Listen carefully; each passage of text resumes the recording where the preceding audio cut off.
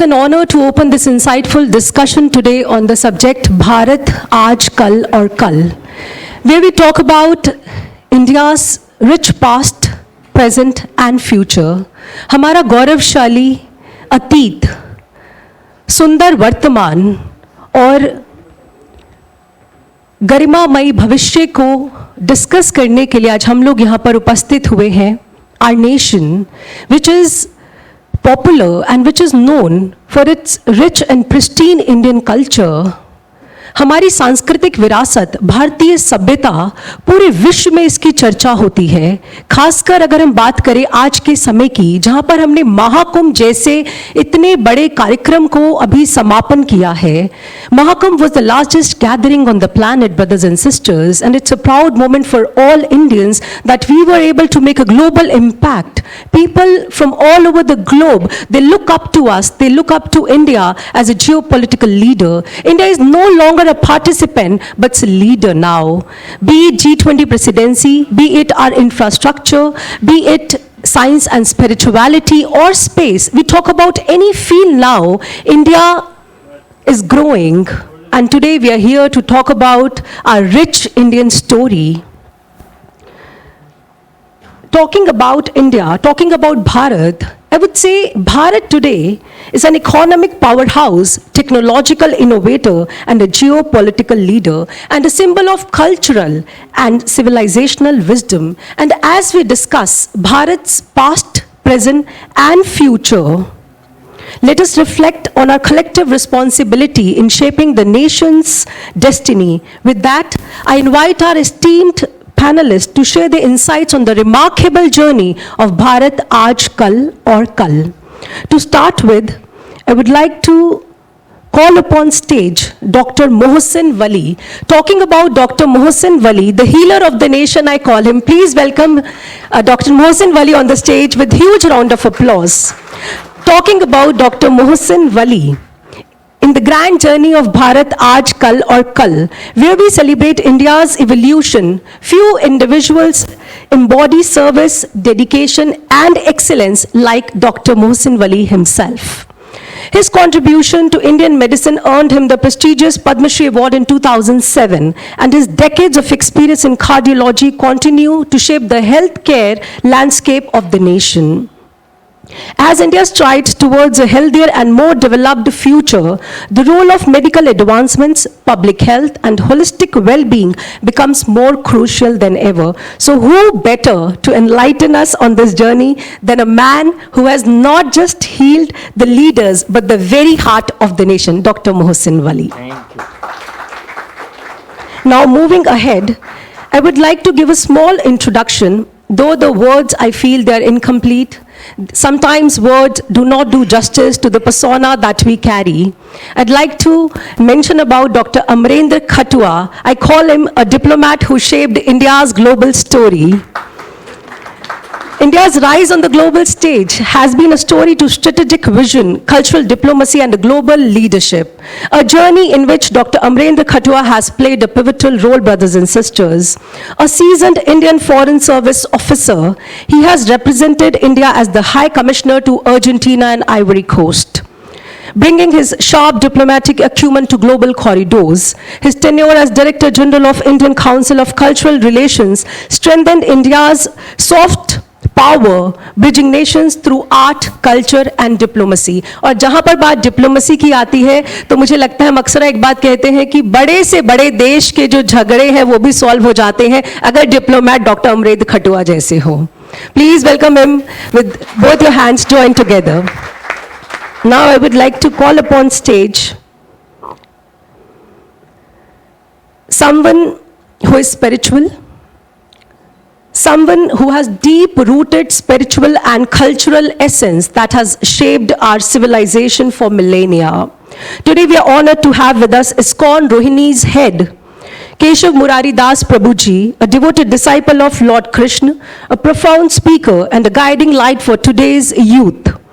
Through his wisdom and teachings, he had inspired countless individuals to embrace a life of devotion, discipline, and higher consciousness. Please welcome him on stage with a round of applause. Now, I'd like to call upon stage First, let me introduce you because while I was reading about him and his brief profile, I was really mesmerized, and I would also like every one of you present here to know about that young man. In the vast journey of Bharat Aaj Kal or Kal, where we celebrate India's evolution and its bright future, one key element remains timeless, the power of mind and spirit. Today we are honored to have with us Dr. Amit Kumar, a visionary in the field of holistic manifestation, law of attraction and mindset transformation. With over 18 years of experience, he has touched millions of lives, helping individuals unlock their true potential through a blend of science and spirituality. Please welcome Dr. Amit with a huge round of applause. I would also like to tell you about him that as India moves forward, becoming a Viksit Bharat, the need for a strong, empowered, and conscious mindset is greater than ever. So when I was reading about him, I read that you're working on law of attraction. So I have this question within myself, when I was reading that, can the law of attraction and self-mastery shape our nation's destiny? So we have the panel between us. We're ready to start because Ravindra ji, and not to forget to mention Sanskriti ji, they both are the pillars of this event, but the Asiad Literature Festival. So I was asking them today, we were talking about, on a very lighter note, I'd like to mention about both of them because, they introduce us, they have prepared huge profiles, huge awards, huge accolades for all of us. जब मैंने इनसे पूछा कि आपने अपने लिए क्या सोचा है, बोले बस आपकी blessings चाहिए और कुछ नहीं. तो मुझे लगता है इतने humble लोग आज हमारे बीच है, they too deserve a huge round of applause. Starting with today's discussion, मैं डॉक्टर मोहसिन वली जी से ये प्रश्न करना चाहूँगी. डॉक्टर मोहसिन वली हमारे बीच हैं और आपका एक बहुत ही विस्तृत और विराट अनुभव रहा है with India's 3 presidents, which in itself speaks volumes about him. Not only that, as we know, he's a cardiologist, he's Padma Shri awardee, and above all, a noble human being carrying a pure heart. Doctor Mohsin Wali, मैं आपसे ये जानना चाहूँगी कि भारत आज कल और कल की यात्रा, क्योंकि आपने अपना बहुत एक जीवन का अहम समय भारत के राष्ट्रपतियों के साथ बिताया है, पूर्व प्रधानमंत्री के साथ बिताया है, तो अगर हम भारत को आपकी नज़रों से देखना चाहें, कल क्या था भारत, आज क्या है, और आपको क्या लगता है कि हमारा भारत कल कैसा होगा, तो आप क्या कहना चाहेंगे? भारत हमेशा अच्छा होगा. अभी परसों कई लोग बात कर रहे थे और मैं उनको सुन रहा था. वो कह रहे थे अब भारत के विश्व गुरु बनने में कोई शक नहीं है, क्योंकि ये बड़ी बड़ी जो सुपर पावर्स है ना, इनको घमंड हो गया है. तो शायद हमको अभी घमंड नहीं हुआ है, तो हम शायद आगे बढ़ रहे हैं. और मैं बहुत से लोगों को छेड़ता हूँ ये कह के कि भाई जब मैं दिल्ली आया था तो डॉलर 18 रुपये का था, अब डॉलर शायद 89 रुपीज़ का हो गया है. तो ये किस चीज़ की अलामत है? तो वो जवाब नहीं दे पाते. फिर मैं उनसे कहता हूँ, मैं कहता देखो हर चीज़ महंगी हो गई है, लेकिन इसके साथ साथ हमारे जो आचार हैं, अच्छे गुण हैं, और एक दूसरे की मदद करना है, भगवान में विश्वास है, और सार्थक रहना है, पॉजिटिविटी जिसको कहते हैं, वो भी बहुत महंगी हो गई है. तो इसलिए रुपया महंगा नहीं हुआ है, सब चीज़ों के भाव बढ़ रहे हैं. तो आप इसमें मत जाइए. हाँ, ये एक सीरियस इशू है जो मैंने शुरू में ही रेस कर दिया, शायद नहीं करना चाहिए था. लेकिन देखिए ऐसा है, हम जब बच्चे थे टाट पे बैठ के पढ़ते थे, स्कूल का वो वाला घंटा होता था पीतल वाला जो लकड़ी के हथौड़े से बजता था, और हमें देशभक्ति की सिंपल कविताएं पढ़ाई जाती थी, मेरा देश, ऋषियों मुनियों वाला देश. तो ये देशभक्ति का जो बीज बोया गया था बचपन में लोगों को, ये बहुत अहम था, बहुत ज़रूरी था, बहुत कैरेक्टर बिल्डिंग में एक चीज़ था जो कि अभी भी हमारे देश में होता है, और ये मुझे पता है और कहीं नहीं होता है। पहली बात, सर जी आपने राष्ट्रपति जी की बात करी तो मैं बहुत यंग था और मुझे एक दिन कॉल आई कि तुम फिजिशियन प्रेसिडेंट के, तो मैंने शायद हंस दिया और हंस के टाल दिया, क्योंकि मैं अपने जो मेडिकल सुपरिटेंडेंट थे उनसे बहुत फ्रैंक था। मैंने कहा सर आप मजाक कर रहे हैं क्या? It was a Saturday afternoon when I came back home. तो मुझे ये बताया गया कि नहीं, उन्हें एक यंग डायनेमिक डॉक्टर की ज़रूरत है जो भाग दौड़ कर सके। तो भाग दौड़ इसमें इम्पोर्टेंट था, टैग वर्ड था। तो भाग दौड़ का मतलब you have to work hard. So all Indians are working hard since centuries. तो ये हमारी भागदौड़ का ही नतीजा है कि हमारे साइंटिस्ट नासा में बैठे हैं, हमारे डॉक्टर्स NHS में बैठे हैं, और यहाँ बहुत से लोग हैं जिनके बच्चे बच्चियाँ बाहर बहुत अच्छी पोस्ट पे हैं। उनमें से कुछ को मैं जानता भी हूँ, and they are doing very well. बल्कि मैं तो ये कहता हूँ, अगर इंडियन साइंटिस्ट और डॉक्टर्स विड्रॉ कर लें तो कई मुल्कों के सिस्टम कोलैप्स कर जाएंगे। तो भारत का जो प्रगतिशील रवैया है वो हमारे हार्ड वर्किंग बच्चों से बना है, हमारे अच्छे गुरु लोगों से बना है, हमारे अच्छे माहौल से बना है, हमारी अच्छी शिक्षा से बना है, और हमारे बेसिक्स जिसको हम एडहेयर करते हैं उससे बना है। आपने अभी बहुत अच्छा शब्द बोला, सिविलाइजेशनल विजडम, और यही सिविलाइजेशनल विजडम है जो हमको आगे ले जाती है। तो अभी भी हमारे 95% बच्चे बहुत अच्छे हैं, बहुत हार्ड वर्किंग हैं, and they work hard for the nation. अब मैं अगर उन लोगों की बात करूं, बहुत से लोग मुझसे पूछते हैं जी राष्ट्रपति भवन में क्या होता है? राष्ट्रपति भवन में भी वही सब होता है, सूरज निकलता है, सूरज छुपता है, खाना बनता है, खाना खाया जाता है। राष्ट्रपति जी भी एक इंसान होते हैं और रिस्पेक्टेबल इंसान होते हैं, भारत के प्रथम नागरिक होते हैं, उनकी सेवा करना बड़ा अच्छा काम है। लेकिन मैंने राष्ट्रपति भवन लेके एक अच्छा काम ये किया कि मैं गरीब लोगों को नहीं भूला। मैं जो राष्ट्रपति भवन का साइज होता था, ड्राइवर होता था, बटलर होता था, उसको भी उतने प्यार महत्व से, बल्कि कभी कभी जॉइंट सेक्रेटरी को बिठा लेता था और बटलर को कहता था जल्दी दवा लिखवाओ, जाओ वापस काम पे जाओ। तो कभी कभी ऐसा भी करना होता था, क्योंकि हमें ये भी नहीं देखना है एज ए डॉक्टर कोई छोटा है कोई बड़ा है, और बहुत सी चीज़ें वहाँ सीखने को मिलती हैं। और लोग उससे ये भी पूछते हैं, शायद आप भी पूछे आगे चल के, तो मैं पहले ही जवाब दे देता हूँ कि भाई आपको सबसे अच्छा राष्ट्रपति कौन लगा? क्योंकि मैंने मोर देन वन प्रेसिडेंट के साथ काम किया है, जो कि बड़ा अनयूजुअल है। शायद मेरी किस्मत बहुत अच्छी किसी कलम से लिखी थी ऊपर वाले ने, तो ये बड़ा अनयूजुअल था।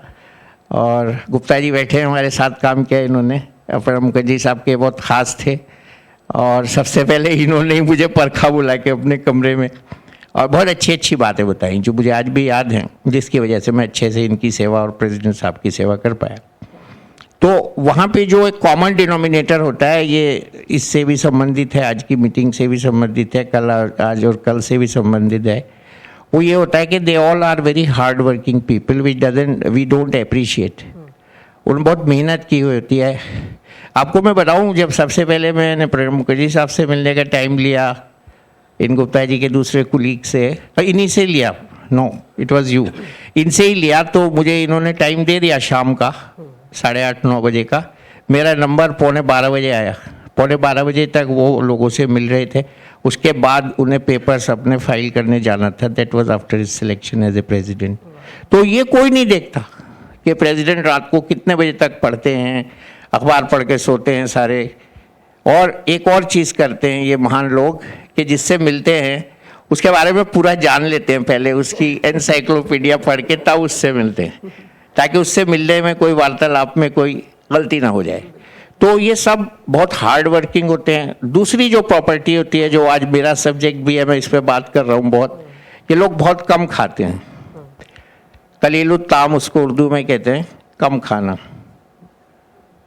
अल्पाहारी उसको हिंदी में कहते हैं। और तीसरे, ये हर चीज़ को बहुत बारीकी से देखते हैं, डिटेल में देखते हैं, और शब्द शब्द पढ़ते हैं। मैंने कई बार प्रणब मुखर्जी साहब को देखा है, वो फाइल का हर शब्द पढ़ते थे।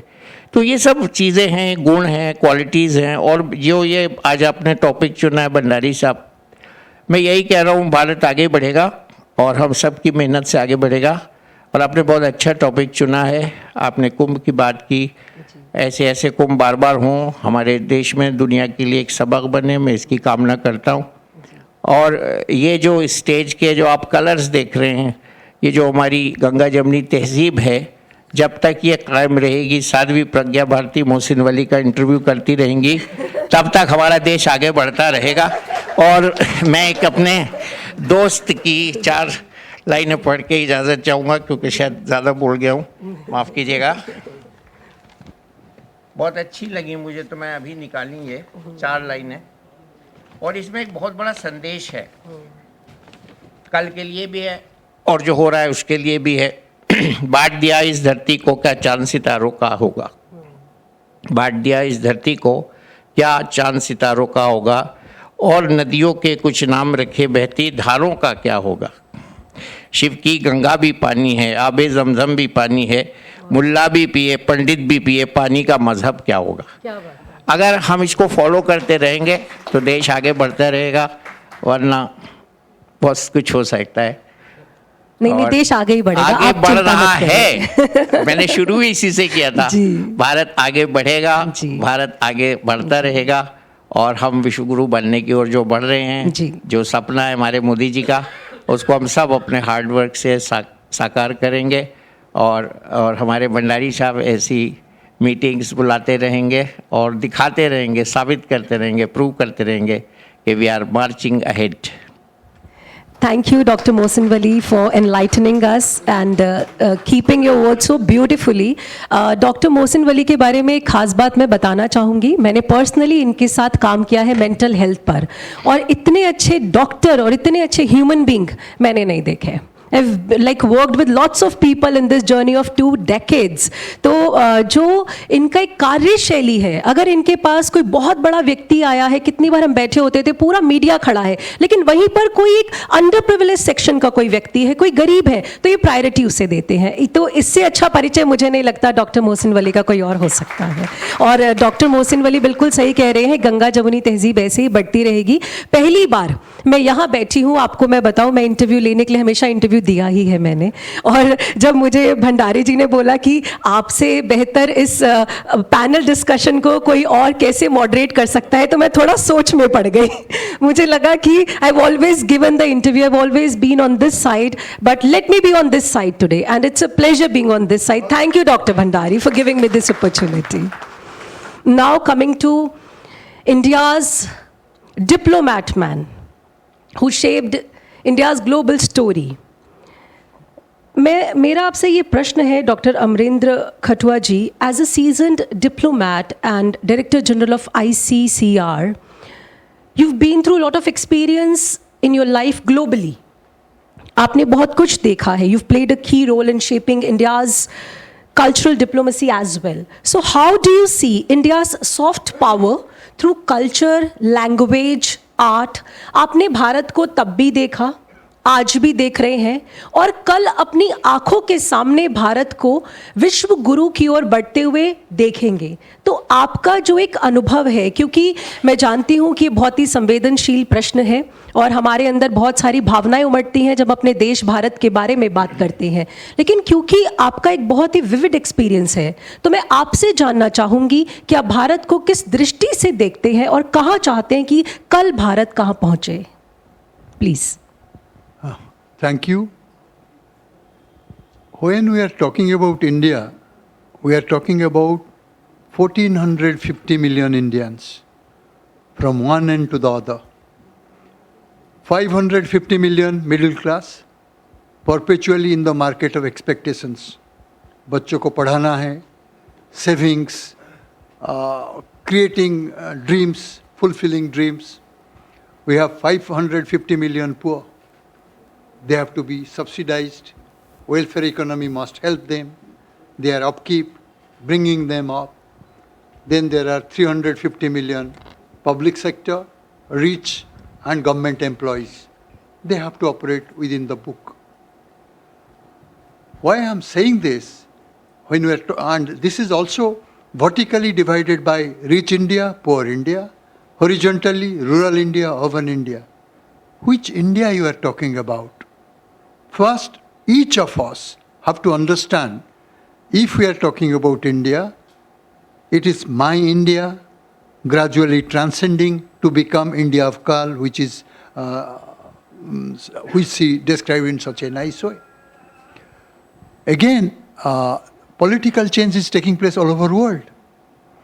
And India is the youngest country in the world. You must realize that. No other country, whether it is China, USA, none. India is the youngest country. India also has one of the largest women population of the world. Almost 47.1% population of India are women. The future of India lies in guiding the youth to take the leadership path, to involving the women who are contributing so much openly. Their contribution to GDP is as much. Their contribution to our families are as much. But their contribution totally, we have to bring it up. This is the part of India as seen from outside. Say, for example, today, new government has come in America. America is one of our topmost trading partner. Topmost partner in science and technology. Diaspora sends lots of remittances, which is going to touch almost $150 billion. But simultaneously, our dependence on USA is less because we buy much more from Russia, because Russia has stood as a trusted friend. Therefore, time has come now, we have to evaluate and change our relationship with different countries in the world. One, peace must come. Whether Pakistan listens to us, or we have to use force, or we have to use international pressure. Two, whether China comes forward and arranges all our disputes on the table, or we have to put pressure and involve the whole world. Three, Africa. Almost 24 million people live less than $0.50 a day. Every year, almost 500,000 people are leaving Africa, out of which almost 350,000, including 3,500 children below 8-year-old, die in the ocean. How India can help Africa? Through technical cooperation, through appropriate technology which we have. These are some of the issues we must have to think, starting as we Indians.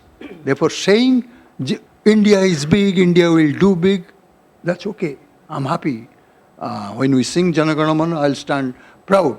But as a true Indian out of those 1,450 million, you must realize India aspires lots of contribution from each of us. We have to realize that. Thank you. Very well said, Dr. Amarendra Khatua, because I believe whatever you said, India has already started working on it, be it AI, be it India becoming technologically sound. And your views and your suggestions are of utmost importance to us, because the role that you've played will always be remembered by the generations to come. Thank you. Talking about a guide to holistic success and holistic wellness, Dr. Amit, I'd like to ask you, like when I was reading about you, that your teachings integrate science and spirituality. And you talk about youth, you talk about law of attraction, you talk about self-mastery, you talk about energy alignment. So if I ask you to be really honest, because I guess everybody who's sitting here in front of us would really want to know how your teachings are valuable to the intellectuals of the society, to the youth of the society, and how you think that they can make a difference. Because I was seeing that you have huge and massive following on YouTube also, and people, they really like you, the way you talk to people, the way you spread your message of positivity. So how you think the positivity and your way your teachings of self-mastery, law of attraction can shape the future of our country? Please. Influencer. Yeah, he's also the top influencer. I got to know from Dr. Amrendra Khatua, but yeah, I knew it already. So please, huge round of applause for Dr. Amit. Thank you. Thank you. Whenever I talk about manifestation, law of attraction, energy alignment, I think all these are energies. Yeah. And since I have started understanding about how the positivity works, how everything works around for us, only thing I have understood is that सिर्फ एक चीज़ जो हमें बदल सकती है वो है हमारा खुद का माइंडसेट. Right. और जिस तरह से हम चीज़ों को परसीव करते हैं, जिस तरीके से चीज़ों को हम देखते हैं, वैसे ही चीज़ें हमारे जीवन में आने लगती हैं अलग अलग तरीके से. जब मैंने ये समझना शुरू किया तो मुझे धीरे धीरे और भी चीज़ें समझ में आई. मैंने भगवत गीता को पढ़ा और मुझे बहुत डिफिकल्ट हुआ पहले इसको समझने में, लेकिन जब मैंने अलग अलग माध्यम से अलग अलग तरीकों से समझना शुरू किया तो मुझे समझ में आया कि ये सब हमारे भगवत गीता में, उपनिषद में, वेदों में बहुत पहले से बताया गया है. सारी चीज़ें, सब चीज़ें पहले से बताई गई हैं कि हमारा जो पर्सपेक्टिव है, जिस तरह से जो भी चीज़ हम बाहर देख रहे हैं वो हमारा ही रिफ्लेक्शन है. What we are seeking is nothing but seeking you also. तो हर चीज जो हम बाहर देख रहे हैं दुनिया में वो हमें भी, वो बेसिकली हमारा खुद का ही रिफ्लेक्शन होने वाला है. तो मैं what I try to tell people is आप जो देख रहे हो ना वो आप अंदर की इमेज को ही बाहर देख पा रहे हो. और अगर आप एक पॉजिटिव नजरिए को रखते हो तो आप अपनी लाइफ को भी उस तरीके से चेंज करना, बदलाव करना शुरू कर देते हो. बट डॉक्टर अमित, आपको लगता है कि आज का जो यूथ है इसको इन टीचिंग्स की बहुत ज़्यादा ज़रूरत है. So how do you blend this with spirituality, because I guess that's your forte. I was reading about it. तो सिंपल एक सबसे इंपॉर्टेंट चीज जो मैं आज के टाइम में देखता हूँ कि जो मैं कंसिस्टेंटली इनफैक्ट देख रहा हूँ कि आने पिछले 12-15 साल पहले I was not seeing this as much कि लोग योग में हैं, ध्यान में हैं बहुत ज्यादा. And I been practising this for very long time now, though I look very young, which is good, thank you. But जैसे जैसे मैंने इसको समझा ना कि जब आप स्पिरिचुअलिटी को ध्यान से जोड़ते हो, मेडिटेशन से जोड़ते हो, तो मुझे ऐसा लगता है कि हमारा जैसे जैसे अपनी लाइफ पर, अपने खुद पर कंट्रोल बढ़ने लगता है, मुझे लगता है कि हमारी जो रियलिटी है ना वो कंसिस्टेंटली बदलने लगती है. तो मैं आज के वक्त में मैं लोगों को सिर्फ यही सिखाता हूं कि आप जो अंदर महसूस कर रहे हो उसको बदलो. और इसकी सबसे बड़ी जो शक्ति छुपी हुई है वो ध्यान में छुपी हुई है, मेडिटेशन में छुपी हुई है. अगर आप लोगों को आज के टाइम में ऐसे तो सबको लगता है कि आपको बहुत ज्यादा स्पिरिचुअल होने की जरूरत होती है जब आप ध्यान चुनते हैं, लेकिन मैं एक जो एवोल्यूशन में कंसिस्टेंटली देख रहा हूं पिछले कुछ सालों में, the number of people, young generation, young लोग जो हमारी सेशंस में आप सोचिए 15-15 साल के बच्चे आ रहे हैं, मेडिटेशन कर रहे हैं, वो 1-1 घंटा 1.5 घंटा मेडिटेशन कर रहे हैं, 3-3 घंटे तक मेडिटेशन कर रहे हैं. तो मैं ये देख रहा हूं कि जो ये बदलाव है ना ये बहुत ज्यादा पावरफुल है. और बहुत सारे लोग अलग अलग तरह से क्रिटिसाइज करते हैं कि सोशल मीडिया डिस्ट्रैक्ट कर रहा है. तो मैं कहता हूं कि डिस्ट्रैक्शन का लेवल हर जगह रहने वाला है, कोई प्रॉब्लम नहीं है उसमें. कुछ परसेंटेज ऑफ लोग हमेशा रहेंगे जो डिस्ट्रैक्शन की तरफ है, बट मैं मेजॉरिटी ऑफ लोगों को आज के वक्त में ये देखता हूं कि लोग एक सही डायरेक्शन में जा रहे हैं. जैसे सर ने भी बोला कि इंडिया ग्रो कर रहा है, वो पहुंच चुका है, ये नहीं है कि वो शुरुआत है, ये वो बहुत आगे पहुंच चुका है. और मुझे लगता है कि यूथ, यंग जो लोग हैं उनका बहुत इंपॉर्टेंट रोल है. और अगर हम इसी माध्यम से, जैसे हम जब हम बात करते हैं मैनिफेस्टेशन की, एक सही सोच जरूरी है, सही एनर्जी अलाइनमेंट जरूरी है. और मैं बार बार बोलता हूं इस पूरी एनर्जी को आपको अलाइन करना पड़ेगा with lot of hard work, lot of action, क्योंकि लॉ ऑफ अट्रैक्शन में एक्शन है. जब तक एक्शन नहीं होगा उसका रिजल्ट कन्वर्ट नहीं होगा.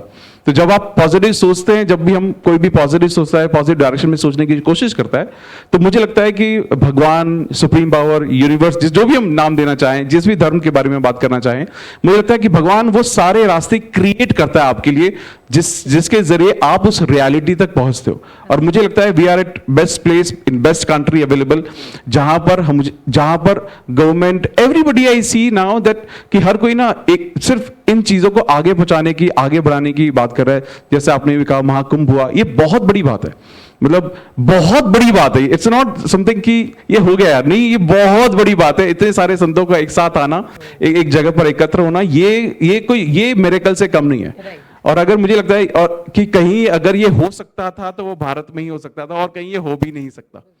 तो आई फील दिस कि आई थिंक हमें पॉजिटिविटी की तरफ ज्यादा जाना चाहिए, सही सोच रखनी चाहिए, क्योंकि बहुत सारी डिस्ट्रैक्शन हमारे जीवन में कंसिस्टेंटली है। एंड सबसे इंपॉर्टेंट है, मैं बार बार बोलता हूँ, भगवान में मन लगाओ। भगवान में मन लगाओगे तो ध्यान भी लगेगा, भगवान में मन लगेगा, और जो आप चाहते हो, चाहे वो मेटेरियलिस्टिक इच्छाएं हो, चाहे वो स्पिरिचुअल इच्छाएं हो, मुझे लगता है कि आप लाइफ में इवॉल्व करके हर कोई इंसान आगे बढ़ सकता है। धन्यवाद। Thank you, Dr. Amit, and well said, please. Dr. Amrendra would like to say a word, please. Yeah, sure, please.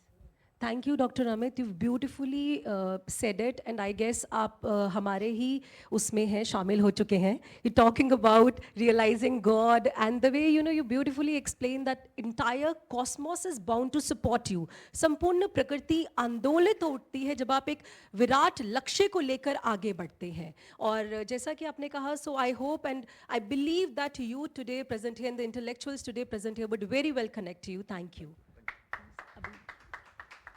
Okay, so now we have with us Keshav Murari Das Prabhu ji.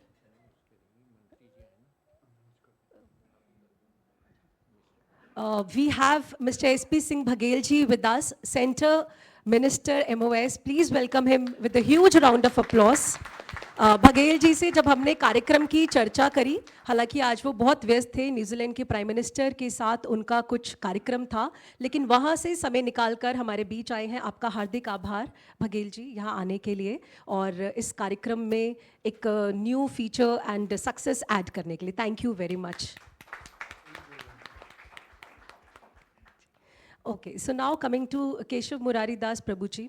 Prabhuji, when we talk about, because I'm also a spiritualist, you are also a spiritualist, and हम ये बात समझते हैं कि आज से लगभग 20 साल पूर्व जब embarked on this spiritual journey, I had no such role model, basically, a female role model, Sadhu तो बहुत हुए, है ना, Dr. Amit, you'd agree with me, I guess you'd also agree with me, but ऐसा कोई नहीं था जो हमें इस तरीके से मोटिवेट कर पाए. लेकिन ये जो हमारी जर्नी है अध्यात्म की, जिसे हमने तय किया, हमने चुना और हम इस पर लगातार पूर्ण उत्साह के साथ अग्रसर हो रहे हैं. And when I see you as a young monk spreading the message of enlightenment to the people, to the youth out there, because when I was reading about your profile, and we've shared the stage many a times, so you talk about youth, Bhagavad Gita. So how do you think the relevance of Bhagavad Gita in 21st century in this contemporary modern world? Thank you, Bhagya ji.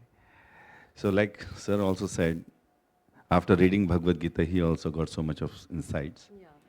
And we can say, one reporter asked me that about Sushma Swaraj ma'am's one statement that she wants that Bhagavad Gita should be the national book for the country.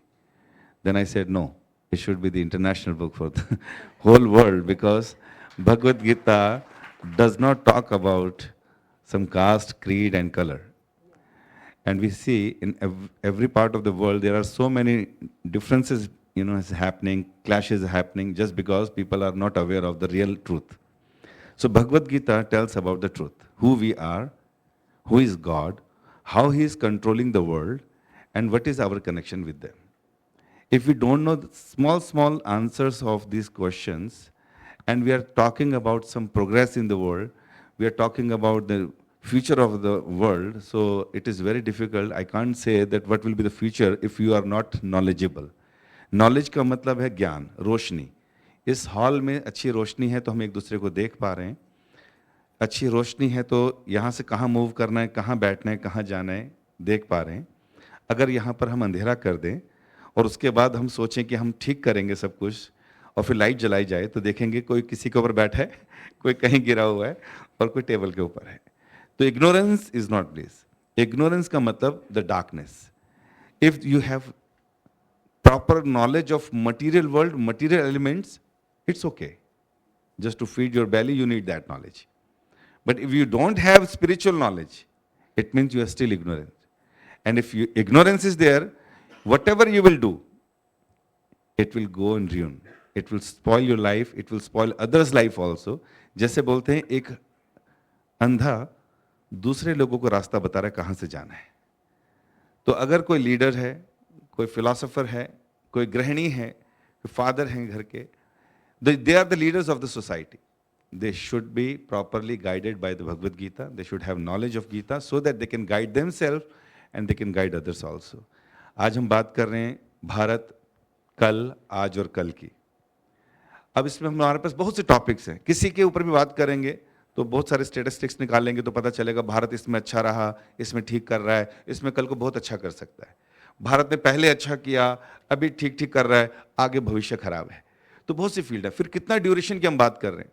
हम बैठे कौन, हम हैं कौन? 50-60 साल जीने वाले लोग कल की, आज की और कल की बात कर रहे हैं। इनकी औकात क्या है? हमने कितना समय रहना है यहाँ पर?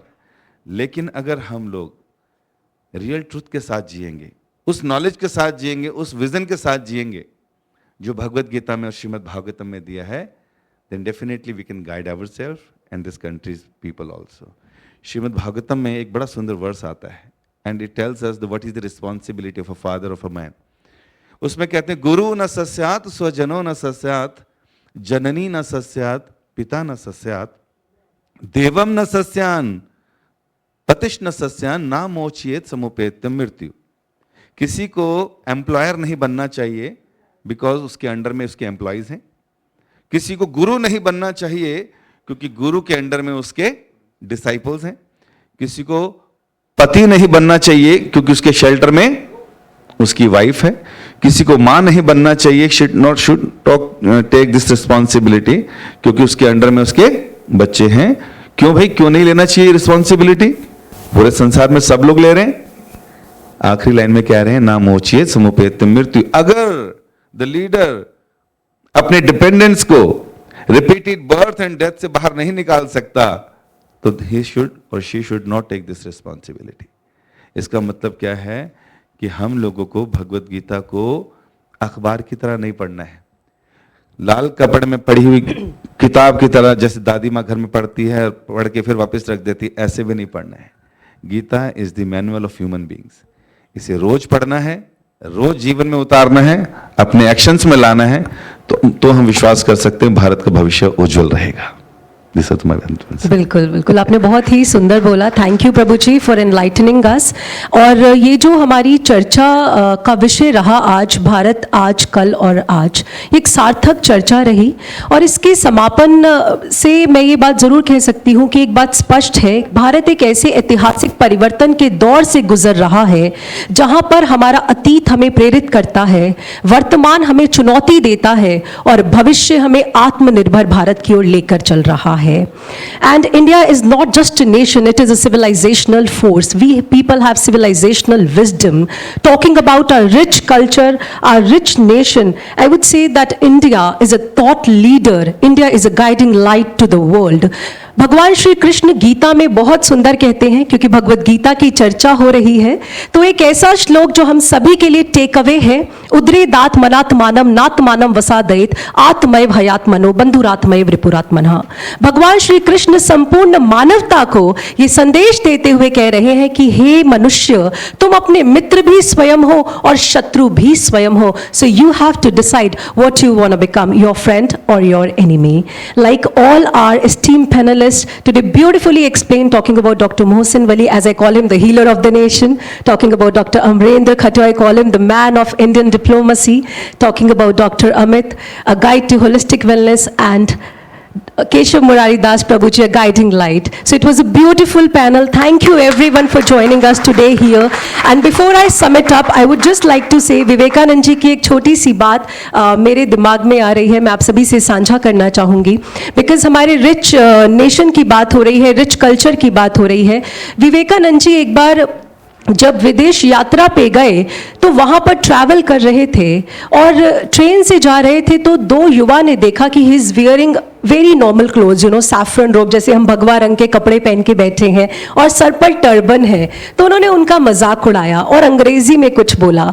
तो जो दो बच्चे थे, दो युवा थे, उन्हें लगा कि शायद विवेकानंद जी को अंग्रेजी नहीं समझ में आएगी, जैसा शायद लोगों को हमें देखकर भी लगता होगा कि इन्हें अंग्रेजी तो नहीं आती होगी। तो जब विवेकानंद जी ने उनकी बात सुनी तो, you know brothers and sisters, what he said with great pride, in your country brother, a tailor makes a gentleman, because in my country, in Bharat, character makes a gentleman. Character makes a gentleman. So we people are of high character, high caliber. इसीलिए विवेकानंद जी की बस ये बात कहते हुए मैं यहीं पर इसको समापन की ओर लेकर जाऊंगी. Arise, awake until you've not achieved your goal. उठो, जागो और अपने लक्ष्य की ओर आगे बढ़ो. जब तक आपका लक्ष्य आपको मिल ना जाए तब तक रुको नहीं. यही हमारे भारत देश का सिद्धांत है और यही हमारे भारत देश का आदर्श है. आइए इसी को आगे लेकर हम कार्यक्रम को आगे बढ़ाते. Thank you once again everybody for joining me on the stage. Thank you.